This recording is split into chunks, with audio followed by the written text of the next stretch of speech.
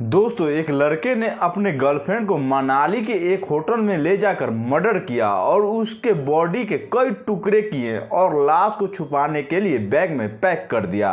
नमस्कार, आदाब, प्रणाम। मैं गुड्डू कुशवाहा आपका स्वागत करते हैं हमारा चैनल A.G क्राइम में और आप देख रहे हैं सच्ची घटना की एक नई एपिसोड के साथ एक नई कहानी।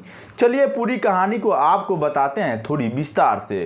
दोस्तों, यह लड़की भोपाल के रहने वाली थी। अपने घर वाले को बिना बताए 5 मई को सुबह 11 बजे मनाली घूमने के लिए अपने बॉयफ्रेंड के साथ निकली थी।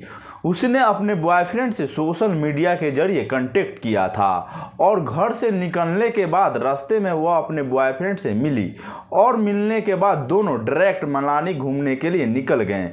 दोनों घूमते और एंजॉय करते हुए मनाली पहुंच गए। मनाली पहुंचने के बाद 13 मई के दोनों एक कमरा लिया। होटल के स्टाफ ने दोनों को 302 नंबर का कमरा दिया।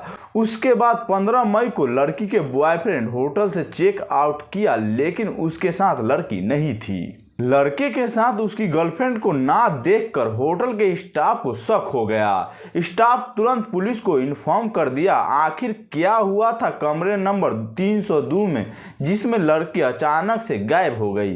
दोस्तों, होटल में गायब हुई लड़की का नाम शीतल था। उसने BA तक पढ़ाई किया था और वह भोपाल के शाहपुर के रहने वाली थी और उसके बॉयफ्रेंड का नाम विनोद था। विनोद कहाँ के रहने वाला था यह बातें सिर्फ शीतल को ही पता थी। शीतल और उसका बॉयफ्रेंड दोनों एक दूसरे से प्यार करते थे।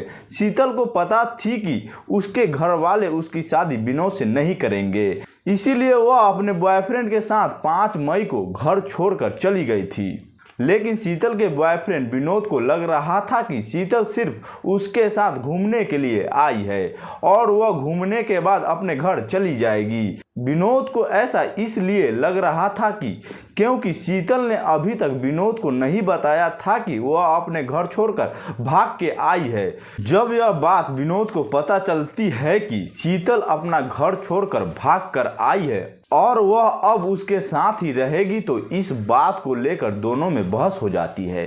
क्योंकि विनोद शीतल से शादी करना नहीं चाहता था, वह शीतल के जिस्म का भूखा था। शीतल शादी करने के लिए विनोद पर दबाव बनाने लगी। इसी वजह से विनोद ने प्लान बनाया और शीतल को मनाली लेकर गया। विनोद पहले से ही एक बड़ा बैग खरीद लिया था।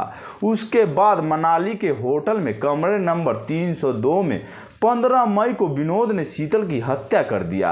हत्या करने के बाद विनोद शीतल के बॉडी के एक एक पार्ट को काट कर बैग में अच्छी तरीके से रखा और सोचा कि किसी को पता नहीं चलेगा। फिर अगले दिन यानी 16 मई को जब वह होटल से चेक आउट किया और भारी भरकम बैग को लेकर जाने के लिए एक टैक्सी बुक किया। टैक्सी के आने के बाद जब विनोद बैग को टैक्सी में रख रहा था तो तभी होटल के स्टाफ को उस पर शक हुआ और वह तुरंत पुलिस को कॉल करके बुला लिया। पुलिस को आते देख विनोद वहां से भाग गया। उसके बाद पुलिस को होटल के स्टाफ ने बताया कि विनोद रूम लेते समय शीतल का डॉक्यूमेंट दिया था, उसके अपना कोई भी डॉक्यूमेंट नहीं दिया था। लेकिन जब वह भाग रहा था तो उसके शर्ट पर पीला कलर का कुछ लगा हुआ था। शर्ट पर पीला दाग लगने की वजह से पुलिस वाले विनोद को पास के ही बाजार में गिरफ्तार कर लिया। उसके बाद विनोद से पूछा कि तुमने शीतल की हत्या क्यों किया है, तो विनोद ने बताया कि हम लोगों का आपसी बहस की वजह से मैंने शीतल की हत्या कर दिया।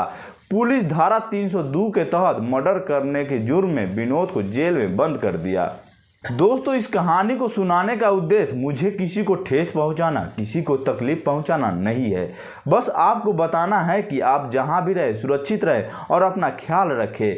और यह वीडियो आप लोगों को अच्छा लगे तो वीडियो को लाइक कर दीजिएगा, चैनल को सब्सक्राइब कर लीजिएगा। धन्यवाद।